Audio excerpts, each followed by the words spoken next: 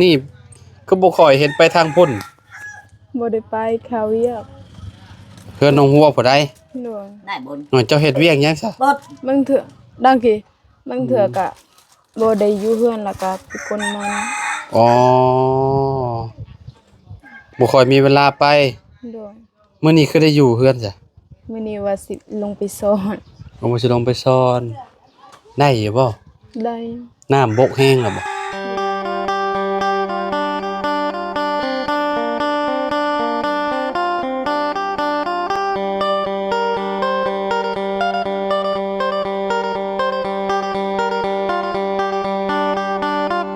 กราบสบายดีและสวัสดีเนาะพ่อแม่พี่น้องป้องปลายเบิร์สสุขสู่คนพี่น้อยเนาะมาพบมาพ่อกันกับเฮาเส้นเก่าเส้นเคยพี่น้อยเนาะเข้ามาหาทางบุษบาตากรมก่อนพี่น้องโดยเถอะพี่น้อยเนาะหุ่นดีกว่าเก่าบ่นี่สบายดีอายะเลยนี่โดยให้อายะเพิ่นพี่น้อยเนาะขออนุญาตแนะน้องบุตรอ๋อช่วงนี้ก็บ่ค่อยเห็นไปทางพุ่นบ่ได้ไปข่าวเวียกเฮือนน้องหัวผู้ใดหน่วยได้บนน้อยเจ้าเฮ็ดเวียกหยังซะบดบางเถื่อดังกี้บางเถื่อกะบ่ได้อยู่เฮือนแล้วก็เป็นคนมันอ๋อบ่ค่อยมีเวลาไปโดยมื้อนี้คือได้อยู่เฮือนจ้ะมื้อนี้ว่าสิลงไปสอน ลงไปสิลงไปสอนได้อยู่บ่ ได้ น้ำบกแห้งแล้วบ่ โดยเฮาก็บ่ได้ลงเซแต่สิได้เลยพี่น้องลงตั้งแต่ช่วงกับน้องหัวตะกี้แต่ก่อนพุ่นเนาะอันนี้มันสิฮอดเดือนเมษาแล้วมันเริ่มร้อนแห้งเลยพี่น้องเนาะคือไปมันก็น่าสิได้อยู่เนาะได้ไปยามแรงๆเอาก็ได้เนาะโดยแต่ไปยามนี่ตากแดดพอดีเป็นไข้เด้เขาว่าประตูเราก็ยังไปใส่อยู่บ่ซะละใส่อยู่แต่มันบ่ได้ไหลมันบ่ได้หลายปานใดอ๋อได้บ่หลายบันไดโดยเอได้อแต่ปลาน้อยอืมได้แต่ปลาน้อยปลาใหญ่ปลาขอปลายังบ่ค่อยได้แล้วบ่ค่อยได้เออแกให้ร้านเนี่ยน้องบดนั่นน่ะทางหลังน่ะร้านหรือว่าจังใดร้านเนาะโดยอืมโดยอายะอยู่ดีมีแฮงแซวบ่มีแล้วเลยนะเออเอาล่ะเอาลูกเอาได้เด้อไม่ใช่เอาล่ะแม่เราจังอายเด้อเนื้อยาวเจเอาให้เราเลยโต้เขาจ้างบ่ไปถอนมันน่ะโดยรับจ้างวันเท่าไหร่วันละแสนคือได้ยินช่วงหนึงว่าสิไปเฮ็ดเวียกบ่โดยว่าสิไปแต่ว่าเป็นแบบใดแต่บ่มีเงินช่วงนั้นฮะมีเงินไปแล้วก็บ่มีเงินไปโดยอืมก็เลยหยุดก่อนโดยบัดนี้ยังสิไปอยู่บ่ไปแต่ยังเฮ็ดปังสมโนอยู่อืมแม่โอนเงินมามื้อนั้นให้เฮ็ดปังสมโนโอนมาทางบ่าวจันทร์โดยวันเกิดเจ้าพร้อมบ่โดยมื้อนั้นได้โดยวันเกิดมื้อวันที่15อืมเป่าเค้กบ่กลางคืนบ่ได้เป่าแล้วก็จัดลังฮะไปจัดลังอีกวันที่15บ่ได้เป่าเค้กแต่ไปซื้อมื้อวันที่17ไปซื้อเค้กจัดย้อนหลังเอาโดยเอามื้อวันเกิดคือบ่เป่าบ่มีเงินโดยเนาะก็บ่เป็นหยังดอกเนาะแค่วันเกิดพี่น้อยเนาะมันผ่านไปแล้วก็ย้อนหลังเอาเนาะจังมื้อนึงเนาะประตูไว้ใช้สบุด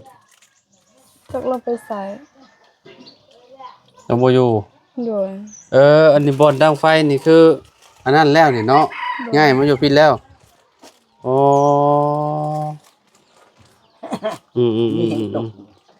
ดาบอลเวิร์ดเพิ่นย้ายจากบ่อนนี้มาอยู่พี่น้องเนาะฝนตกก็คือเรียบร้อยอยู่ว่าโดยอย่ามันหัวแล้วเขาว่า อย่าหอนยามพลแหละประตูเราก็เฒ่าแล้วพี่น้องเอ้ยน้องบุตรบ่เอาผัวจักเทื่อ ไม่อยากเอาบ่คิดสิเอาผัว ฮะ ยังบ่คิดสิเอาผัว เจ้าจักปีแล้วก็ 19 19แล้วได้เนาะเอ่อยังบ่คิดเลย ตอนนี้ผู้บ่าวทางใดตอนนี้ บ่มี บ่มีบ่ โดย อืมคิดว่ามีผู้บ่าวแถวบ้านใกล้เคียงนี่บ่มีบ่ บ่มี ยังบ่อยากมีเนาะ โดย อืมกะว่าจักปีอายุจักปีจะสิมีครอบครัว เสาปลาย21 22ประมาณนั้น เจ้าเฮ็ดเจ้าซอตอน19 20 21เจ้าซอพวกก็ยัง2-3ปีหนึงก็ยังบ่โดนดอกเนาะ อยู่น้ำพ่อน้ำหยังก่อนเนาะอยู่เลี้ยงอยู่หยังเพิ่นก่อนว่าน้องนุ่งเจ้าก็เพิ่นผู้น้อยน่ะแม่นบ่เพิ่นผู้นี้บ่ บ่แม่น ฮะ บ่แม่น เอาไปใช้ซะเพิ่นผู้หนึงน่ะ ไปเฮือนยาย ไปเฮือนยายแหละ โดย ผู้ที่ว่าไปเฮ็ดเวียกได้ซะ ยังบ่ทันเมื่อ ยังบ่มา โดย แต่เจ้าก็ได้เงินอยู่บ่ ได้อายุเขาให้แต่ห่างกะล้านเดียว เขาบ่ให้หลายแต่เขายันเมื่อหมดเขาก็เลยบ่ให้เขาให้ เอาเงินเดือน ทื่ เฮาก็ต้องเงินเดือนเฮาก็ต้องจ่ายแล้ว จ่ายแต่เขาบ่ให้ บ่ เขาให้แต่เบิก ให้เบิกซื่อๆยังบ่ได้จ่าย โดย ปกติเงินเดือนเท่าไหร่ก็ เงินเดือน6ล้าน เงินเดือน6ล้าน โดย ให้แต่เบิกซื่อ โดย มันไปอยู่ได้เป็นเดือนแล้วว่านี่เนาะ 2 เดือนแล้ว 2 เดือนแหละก็ต้องได้หลายกว่านั้นแหละ เราว่าเดือน4นี่เราว่าหัวหน้าให้เงินเดือน เดือน4เดือนสิออกมานี่ โดย ให้เงินเดือนแล้วสิออกมาสิมาบ่นั่นน่ะ ก็บ่ฮู้แล้วว่าสิมากับไปเอาปึงสมโนแล้วก็ไปเฮ็ดเวียกบ่อนใหม่อีก สิใหญ่เวียก โดย บ่ว่าแต่ละเดือนเงินเดือนมันก็ต้องจ่ายให้เฮาแล้วเฮาเฮ็ดครบเดือนแล้วออกบ่จักแล้วเฮาก็ต้องได้แหละเงินเดือน ได้แต่เด็กน้อยบ่ฮู้หยัง ดึงน้องโอ้หยังที่ โดยยันเขา กินข้าวตัวเขาหยังนั่นแหละเนาะ ยันเขาให้เงินเดือนหมดแล้วก็ยันซุมเราเมื่อหั่นน่ะเราก็เลยบ่ได้ให้ค ห้วย รึ่งหนึง ให้บ่ให้ก็อย่าอันฮอดเดือนแล้วก็ต้องให้แหละมันก็แล้วแบบนี้น่ะมันก็บ่คักแล้ว อยู่บ่นั้นมีแต่เด็กน้อย เอ บ่ อ มีผู้ใหญ่ บ่ ได้ล้านหนึงก็ย่าง ล้านหนึงก็ยังยากเลย โดย โยมันก็บ่คักแล้วเนาะแต่เงินเดือน6ล้านแต่ว่าบ่ได้ฮอด6ล้านให้เบิกครึ่งเดียวฮอดเดือนเพิ่นก็ยังบ่จ่ายอืมบ่เวิร์กบัดนี้เนาะ โดย บัดเฮามีเวียกก็ได้ซะเฮ็ดจั่งใดอยากพามาบุมาบ้านเบิกก็บ่ได้เอาให้เบิกอยู่บ่ เขาให้อยู่แต่เขาบ่ได้ให้หลาย เออ ตอนหากลับมาหั่นน่ะออกเดือนแล้วแต่เขาให้เบิก500,000ซื้อเสื้อนั่นซื้อสบู่ซื้ออันหยัง โอ้แล้วกันพี่น้อยเนาะก็เจ้าไป2คนเด้เนาะ โด แม่นบ่ ย พี่น้องเจ้าได้ โดย อืมตอนที่เจ้าสิไปเฮ็ดไอ้เวียกน่ะเจ้าสิไปเฮ็ดอยู่ไสเจ้าว่าเจ้า อ สิ ยู่ ไปเฮ็ด อยู่สวรรค์ อยู่ประมาณนี้ โดยไป เวียกหยัง เป็นแม่บ้าน เป็นแม่บ้าน โดย เงินเดือนจักพัน เงินเดือน3ล้าน 3ล้านก็ประมาณ 5,000 บาท โดยว่าสิเฮ็ดลงกับเสาเตงหาให้ อ๋อสเต็งเราอยู่สวรรค์ตอนนี้เนาะ โดย อืมสเต็งเราเฮ็ดเวียกหยัง แม่บ้านคือกัน นี่แม่บ้านคือกัน โดย เงินเดือนเราแพงบ่ ก็บ่ได้แพงปาน สามคือกัน 3ล้านคือกันแต่อยู่โดนเขาก็ขึ้นให้ อืมอยู่สวรรค์นี่ใกล้ๆกันหนึ่งประมาณ200กว่าน้องพี่น้องเนาะก็ก็พอไปอยู่เนาะ โดย อืมๆๆก็ไปอยู่ทางหลังน่ะ ล้านคือกั ลานคือกัน โดย เอ่อเพิ่นผู้นี้จะคือสาวบุตรเนาะพี่น้องหมอน้อยๆนี่หน้าตาจะคือกันกับเจ้าเนาะว่าแล้วพี่น้องกันอายะมายามใดก็สานบ บ่ได้หยุดบ่ได้หย่อนเลยพี่น้อยเนาะตรงนี้พี่ชั้นอยู่จังซั่นตัวเก่าเด้อซะ ตัวไก่แล้ว อืมแล้วเรียบร้อยเนาะบุญเนาะ โดย เอาขายแล้วบ่ ยัง ขายอันเท่าไหร่ 50 อันละ50 โดย อันละ50,000 โดย ยาวตัวใดนี่ ยาวส ปืนขายแล้ว ฮะ ขายแล้ว ขายแล้วแซวว่าน้องบุญว่ายังบ่ขาย ก็ยังอยู่ ยังอยู่ แล้ว เอาไว้ขายแล้วสิเอาขายบ่เจ้าสิขาย50,000เอาไปสอนแล้วพวกคักเด้พี่น้องเอ้ยเนาะเอออยู่ไสตู้อยู่ไสดังวิงน่ะ ปลาไหลหนวกเหมย อืม มอมเบ เมื่อจึงกูเจ๊ แย่เจ้อ หนึ่ง ยัง เออ หนึ่งบุญว่า 50เนาะเดี๋ยวเขาสิมาซื้อเอาเนาะเอาไว้เมื่อสอนปลาสอนปลาซิวหรือว่าสอนเวลาน้ำมันข้อนพี่น้องเอ้ยเนาะได้อยู่เดี๋ยวสิมาซื้อเอาน้ำเด้อตู้เด้อ เดี๋ยว อันปลายเตือนจูนเจ้ากันหนวกเหมย เดี๋ยวสิมาเอาน้ำเด้อพี่น้องเอ้ยเนาะสิมาเอาน้ำแม่ตู้เพิ่นเนาะซอยลาวพี่น้องเอ้ยเนาะลาวสารพอได้ซื้อปลาแดกเป็งนัว โจ เนาะ แม่ช้อน อืม หูไม่ช้อน แล้วว่าหยังก็ แล้วว่าฮู้จะสอน ฮู้จะซ่อน โดย เราเคี่ยวหมากบ่ โดย เบิ่งชิโน่อะ แต่ว่า เดี๋ยวนี้ยังเคี่ยวอยู่บ่หรือว่าเลิกไปแล้วในตู้ หมดแล้ว เราบ่ได้เคี่ยวหมากติ โดย เพราะว่าแขวเบิดแล้วเนาะ โดย เคี่ยวบ่ได้แล้วเนาะ โดย เออ กินข้าวกะนั่น แขวเบิด โอ้ย แล้ว คิด บ่ญาติกินแล้วอ่ะแขวเราคู่เอาเบิดพี่น้อยเนาะ โดย ยังบ่ฮอดยามฝนเนาะยังบ่เฮ้ยมื้อนั้นฝนตกแฮงบ่บ้านเจ้า โดย เป็นได้เฮือนโจก บ่ ๆบ่ได้หัวติ โดย ให้แน่สะพานอยู่ซะเนาะ โดย เพราะว่าสร้างบางคนเพิ่นก็มุ่งแบบว่าเฮือนน้องไส้น่ะเฮือนน้องเอสเฮือนพ่อน้องเอสน่ะหัวบ่ทีบเลยพี่น้องเนาะเขาเจ้าจะมุ่งแบบใดเนาะแต่ว่าอันนี้ผ่านอยู่เนาะ โดย บ่หัวเนาะ โดย ถือว่าปลอดภัยน้ำตกมื้อนั้นน้ำจนไหลเด้แถวเอาคนทุงคนทางน่ะพี่น้องเนาะแห้งอะเลยเมื่อวันที่เท่าใดที่ว่ามันตกแห้งน่ะเขาไปบ้านน้องน้อยนะพี่น้องเนาะแห้งอะเลยนั่นน่ะน้ำจนหงคะนาเลย อยู่นี่ก็แห้งน้ำจนฝน แม่นบ่ โดยน้ำซี น้ำหงหลายบ่ โดย ม ทางตัวนั้นหมดอันนั้นแล้ว ขาดบ่ บ่ได้คาดหมดโฮอันนั้นเป็น เป็นห้อง โดย เขายังบ่ได้มาเอาบ่นี่ซะสายซีเรียกว่าเขาเลิกไปแล้ว ยังเขายังบ่ทันลงซ้ำ เขาสิลงยามใดเนาะบัดนี้ ก็บ่ฮู้เมื่อวานนี้เขา มาสำ ไป รวจ เบิ่งทรายโดย ไปทรายเขาเอาเฮ็ดห้องน้ำ บางคนก็เฮ็ดห้องนุ่งห้องน้ำเนาะแท้เลยเนาะ โดย เพื่อนเจ้าเฮ็ดแล้วบ่ห้องน้ำ ยัง เจ้ายังไปเข้าห้องน้ำใช่จ้ะอยู่ป่าพุ่น โดย เออ เล่นอยู่ป่าเบิ่งเทื่อก็ขอเขา พวกเขาอยู่ห้องน้ำพี่น้องติ โดย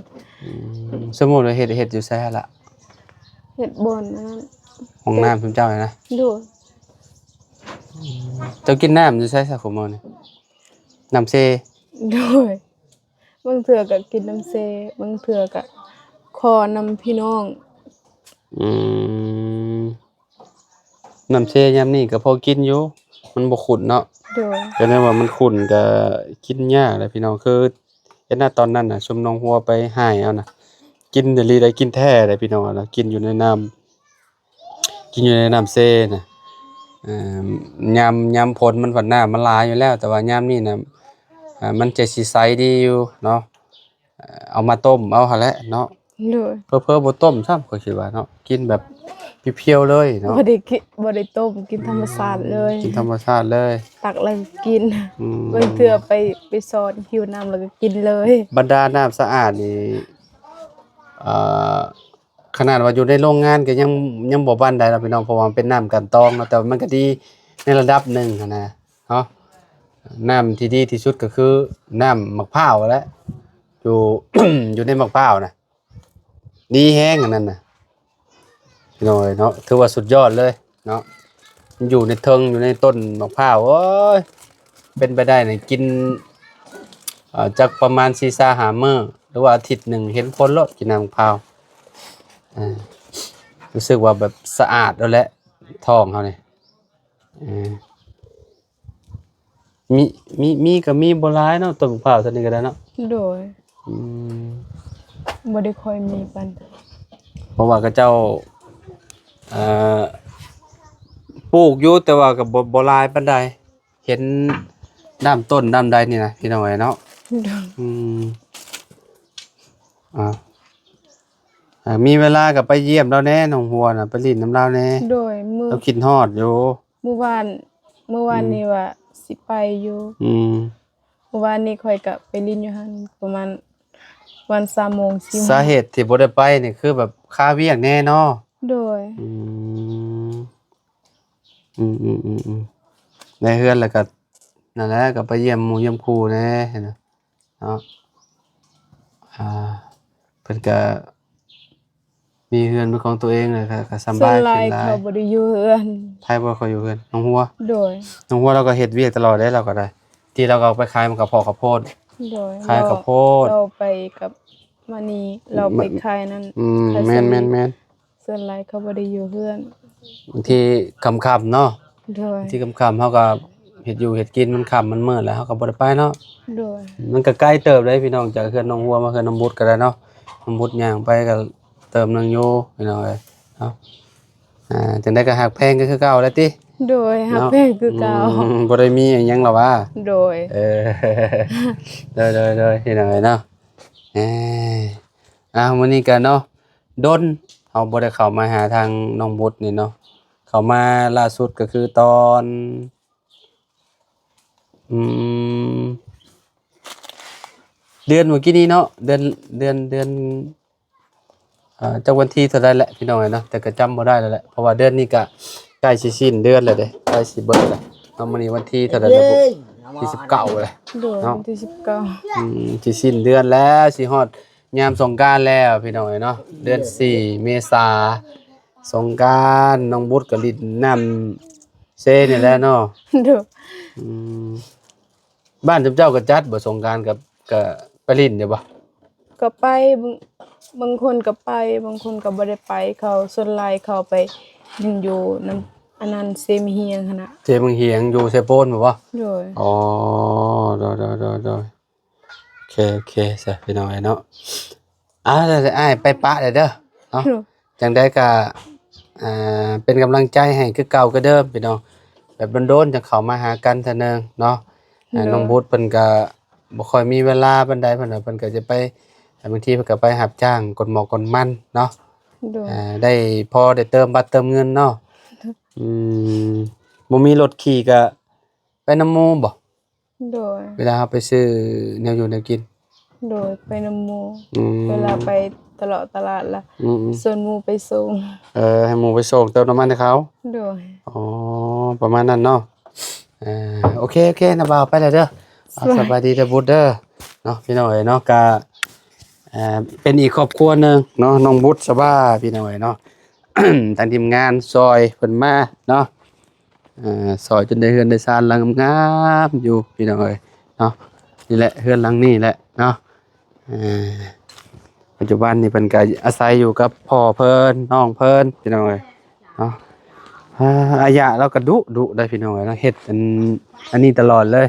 สารแยงตลอดเลยเราน่ะแต่ว่ายอมหับเราเลยเนาะแบบเราเป็นคนขยันน่ะคนตะกี้แต่ก่อนนี่แบบเพิ่นสิบ่ค่อยขี้คร้านเลยพี่น้องเนาะคือแบบเวลาเฮ็ดสวนเฮ็ดหยังนี่ก็สิไปสวนทุกมื้อเนาะอันนี้ได้เพิ่นไปบ่ได้เลยเพิ่นเฒ่าแฮงแหละเพิ่นก็ไปบ่ได้เพิ่นก็